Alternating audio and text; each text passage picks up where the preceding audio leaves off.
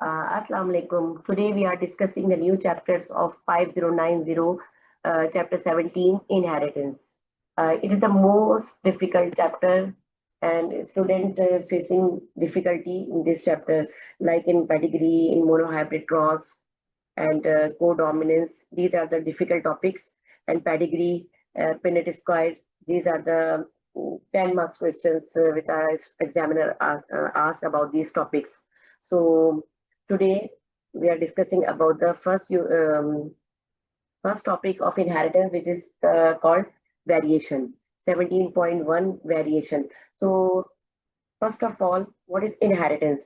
So inheritance is a transmission of genetic information from one generation to the next, leading to the continuity of the species and variation within it. What does it mean? It means that inheritance is the transmission of genetic information, right? The genetic information which transmit from parents to their offspring, right? Parents to their offspring is called inheritance. तो genetic information यानी कि gene में जो चीज शामिल है, ठीक है, तो एक जनरेशन से पेरेंट से genetic information parents to their offspring transmit को हम इनहेरिटेंस कहते हैं. तो inheritance is the transmission of genetic information from one generation to the next. Although they having the same species same है, और same species से मतलब ये होता है कि सेम टाइप की स्पीशीज है, बट उनमें वेरिएशन है, उनमें वैरायटी है. तो वैरायटी कहाँ से आई इनमें? Due to the gene. Okay, so first topic है जो इनहेरिटेंस का. तो इनहेरिटेंस जो है वो आपका इसमें 3-4 डिफरेंट यूनिट्स पे बेस करता है, जिसमें हमारे पास जो फर्स्ट यूनिट है, फर्स्ट जो हमारा सब टॉपिक है वो है वेरिएशन. फिर इसके बाद हम पढ़ेंगे डीएनए के बारे में, और फिर हम इसके बाद पढ़ेंगे मोनोहाइब्रिड, डाइहाइब्रिड इसके अंदर पढ़ेंगे हम, फिर हम इनहेरिटेंस पढ़ेंगे, और फिर लास्ट में हम नेचुरल सिलेक्शन पढ़ेंगे. तो इस तरह से ये इनहेरिटेंस चैप्टर जो है 4 डिफरेंट पोर्शन में डिवाइड किया गया है. अच्छा, तो inheritance transmission of genetic information को कहते हैं, जो कि one generation to another generation transmit होती है. ओके, अब वेरिएशन. वेरिएशन की जो सिंपली मीनिंग है, variation mean change, right? Variation means change. Up now, what type of change we are observing in here in the environment? So variation as different between individual of the same species. अब यहाँ बात हो रही है same species ली जा रही है, although चाहे वो प्लांट की स्पीशीज हो, चाहे वो एनिमल की स्पीशीज हो, चाहे वो कैट की हो, बटरफ्लाई हो, एनीथिंग. तो कोई भी सेम स्पीशीज है, बट उनमें फिर भी बिल्कुल सिमिलैरिटी नहीं है. दे आर इधर डिफरेंट फर्स, they are having different patterns, different patches over the wings of butterflies. तो कुछ ना कुछ वेरिएशन है, although they are the same species, पर फिर भी उनमें कुछ ना कुछ वेरिएशन होती है. तो इसीलिए हम कहते हैं कि स्पीशीज चाहे, अब स्पीशीज की डेफिनेशन आपको पता है कि an organism which produce the fertile of spring. ये जो ऑर्गेनिज्म, वो स्पीशीज उसको कहते हैं कि जिसमें एक जैसे ऑर्गेनिज्म हो और वो सबके सब फर्टाइल ऑफ स्प्रिंग प्रोड्यूस कर रहे हो, हम उनको स्पीशीज कहते हैं. अच्छा, अब यहाँ कह रहे हैं कंटिन्यू. अब वेरिएशन का आपको पता चल गया कि वेरिएशन के मतलब है चेंजिंग. अब चेंजिंग किस टाइप की है, तो उसको हम 2 कैटेगरी में डिवाइड कर रहे हैं. वो है हमारे पास एक कंटिन्यूस वेरिएशन, और एक है हमारे पास discontinuous variation.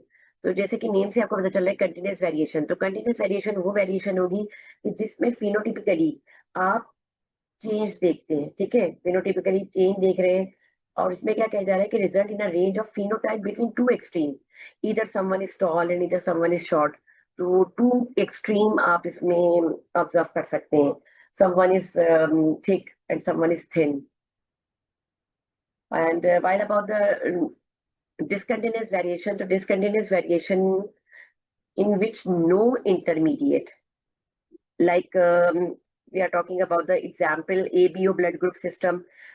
If someone having a blood group A, so we cannot consider it A1 or A1.2 or A1.3, something like that. No, we just consider it as A blood group, or we can consider it as a B blood group, or we can consider it as a O blood group, or maybe AB blood group.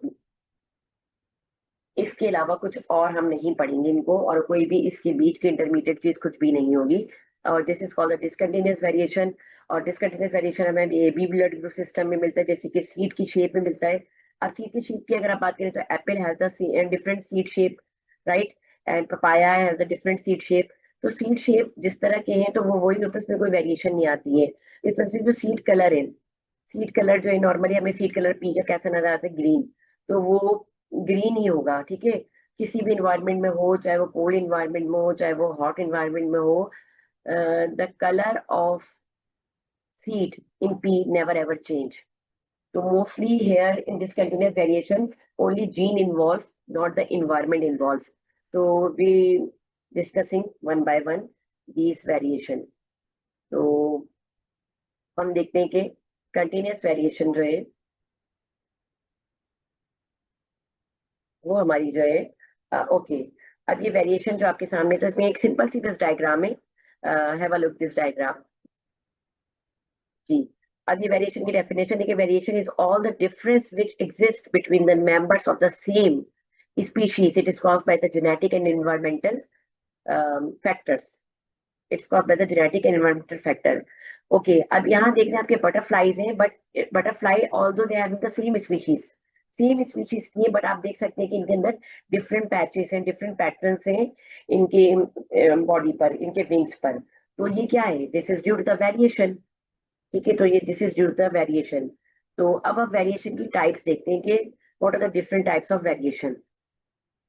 तो ये variation है, देखिए अब variation में एक तरफ लिखा हुआ है कंटिन्यूस वेरिएशन, और ये अगर 2 मार्क्स की डेफिनेशन आती है कंटिन्यूस वेरिएशन की, तो आप उसमें जो है कंटिन्यूस वेरिएशन में इजीली ये बता सकते हैं कि कंटिन्यूस वेरिएशन जो है जिसमें आपके पास जो है थ्रू आउट द लाइफ जिसमें चेंज आपको मिलता रहे, उसको आप कंटिन्यूस वेरिएशन कहते हैं, ठीक है।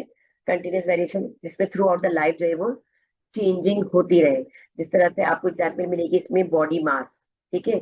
अब बॉडी मास जो है उसमें आपको वेरिएशन मिलती है, कभी थिक, कभी थिन, कभी वेट आपका जो है वो थ्रू आउट द लाइफ जो है वो सेम नहीं रहता। तो इसमें इसको इसीलिए हमने कंटिन्यूस वेरिएशन में डाला है। हाइट हाइट आपकी जो है बचपन से लेके टॉल होने, बड़े होने तक हाइट इंक्रीज हो जाती है, चेंज हो जाती है, तो it is considered as a continuous variation. Hand span, skin colour, yes, skin color is also considered as a continuous variation. Those who having the fair color, for example, and but they're having a much exposure with the sun, so gradually their skin color become change. तो इसमें gene के साथ साथ, gene का तो इतना involvement नहीं होगा जितना इसमें इन्वॉल्वमेंट होगा इसका इन्वायरमेंट का। तो कंटिन्यूस वेरिएशन के अंदर जीन के साथ साथ मैनी जीन्स तो इसमें इन्वॉल्व होती हैं, बट इसमें इन्वॉल्वमेंट बहुत सारा जो होता है वो इन्वायरमेंट का भी होता है। जैसे बॉडी मास की मैंने बात की कि जीन का भी इसमें इन्वॉल्वमेंट है, बट योर डाइट, तो ये डाइट जो है वो आपका इन्वायरमेंटल फैक्टर बन गया। और बॉडी मास का जो है वो डायरेक्ट इफेक्ट जो है वो आपकी डाइट से होता है, इनके इन्वायरमेंट का इफेक्ट है। इस तरह हाइट है gene as well as environment. Leaf length in plant, तो लीफ लेंथ स्टार्टिंग में ये थी, फिर उसमें ग्रेजुअली इंक्रीज हुआ, एंड देन अगेन उसमें और इंक्रीज होता चला गया लीफ के साइज में। तो size of the leaf, length of the leaf considered as the continuous variation. And if the examiner asking about the investigation about the continuous variation, तो किस तरह के आप कंटिन्यूस वेरिएशन का डेटा कलेक्ट कर सकते हैं, तो ये आप क्लास में इस तरह से कर सकते हैं कि आपने शॉर्ट एंड टॉल इसका आपने एक डेटा रिकॉर्ड किया, और फिर आपने इससे टेबल बना के और फिर आपने इसका लाइन ग्राफ ड्रॉ कर दिया। तो कंटिन्यूस वेरिएशन के अंदर हमेशा जो है वो ग्राफ बनता है, not the bar chart, line graph बनता है, ठीक है। लाइन ग्राफ हम बनाते हैं क्योंकि इसके अंदर हमारे पास बहुत सी इंटरमीडिएट वैल्यू भी होती है। तो हेयर ये बात याद रखिएगा कि जब लाइन ग्राफ जो होता है वो हमारा सिर्फ कंटिन्यूस वेरिएशन में बनता है, और डिसकंटिन्यूस वेरिएशन के अंदर लाइन ग्राफ की पॉसिबिलिटी हो ही नहीं सकती है। क्यों नहीं हो सकती है? क्योंकि उसके अंदर कोई इंटरमीडिएट वैल्यू ही नहीं होती है, राइट। तो ओके, अब हम देखते हैं कंटिन्यूस हो गया हमारा। अब कंटिन्यूस के बाद हम देखते हैं डिसकंटिन्यूस वेरिएशन, राइट। तो डिसकंटिन्यूस वेरिएशन में जी, discontinuous variation is a type of variation in which the characteristics fall into two distinct categories with no intermediate form. अब इसमें कोई intermediate form नहीं होगी, either someone having the tongue rolling capability, सही. For example मैं आपको ये example देती हूँ, टंग रोलिंग. ठीक है, टंग रोल. अब अगर कोई टंग रोल कर सकता है तो ये एक एबिलिटी हो गई, और दूसरी कैरेक्टरिस्टिक जो उसके कंट्रास्ट में हो गई वो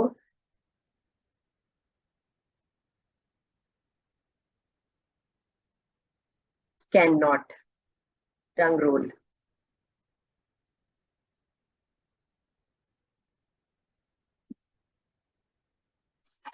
कैन नॉट और टंग रोलिंग, राइट.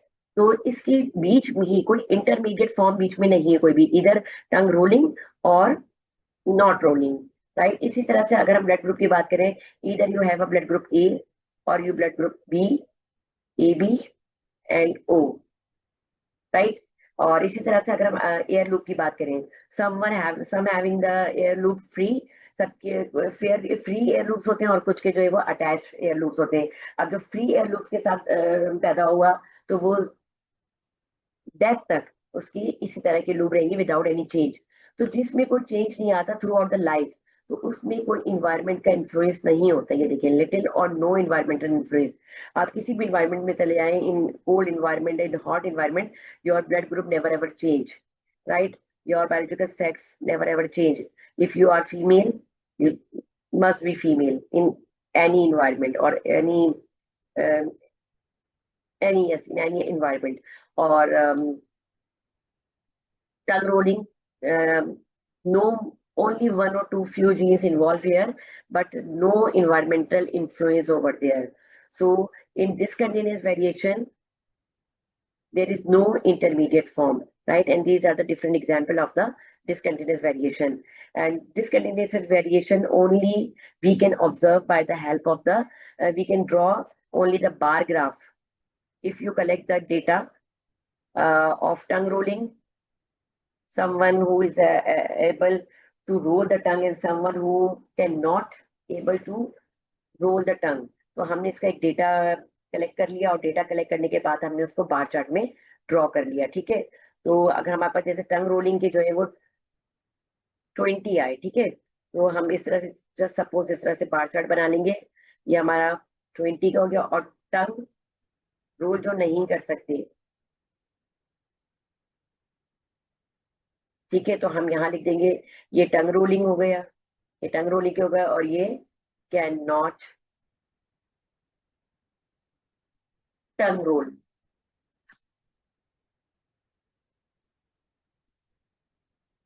ठीक है, तो ये बार चार्ट के थ्रू हम बताएंगे. तो डिसकंटिन्यूअस वेरिएशन में हम बार चार्ट के थ्रू एक्सप्लेनेशन करते हैं, डिपेंड, सही है. और कंटिन्यूअस वेरिएशन में हम लाइन ग्राफ के थ्रू बताते हैं. Okay, now there are some example. by the help of the diagram you can observe it, you can see that diagram and memorize it. तो आप ये डायग्राम जो अभी हमने अभी डिस्कस किया था, ये उनकी जस्ट फिगर है. आयु आप इसको ऑब्जर्व कर सकते हैं कि टंग रोलिंग जो है वो देखिए आपका कौन सी वेरिएशन है, डिसकंटिन्यूअस वेरिएशन है, जिसमें जीन की इन्वॉल्वमेंट होती है, not the environmental involvement. And ABO blood group भी आपका डिसकंटिन्यूअस में आता है. One more thing, iris pattern, जो आपके आई का पैटर्न होता है वो भी क्या है आपका discontinuous variation in. While when we talk about the continuous variation, your height, your hand span, your foot length, these are all, and your body mass, these are all continuous variation. Okay, the last thing of this topic is this is the comparison. So here you can easily compare the continuous variation and the discontinuous variation. So in this way, it is very easy for you to understand it, right? So this is the whole summary of continuous variation and discontinuous variation. तो इस table के through जो है वो आप इसका screenshot भी ले सकते हैं, और इसको आप एज इट इज जो है वो याद भी कर सकते हैं. तो ये है रिजर्व लाइन ग्राफ और ये रिजर्व बार ग्राफ. तो ये कंटिन्यूस वेरिएशन का है आपका सब, और ये डिसकंटिन्यूस वेरिएशन का है. ठीक है, अच्छा, ये हमारा जो है टॉपिक कंटिन्यूस वेरिएशन और डिसकंटिन्यूस वेरिएशन जो है वो हमारा कंप्लीट हो गया है. अब नेक्स्ट टॉपिक जो है वो उसमें थोड़ा डिफिकल्टी लेवल जो है वो इंक्रीज होगा, और वो इंशाल्लाह हम डिस्कस करेंगे अपनी नेक्स्ट क्लास में. Till then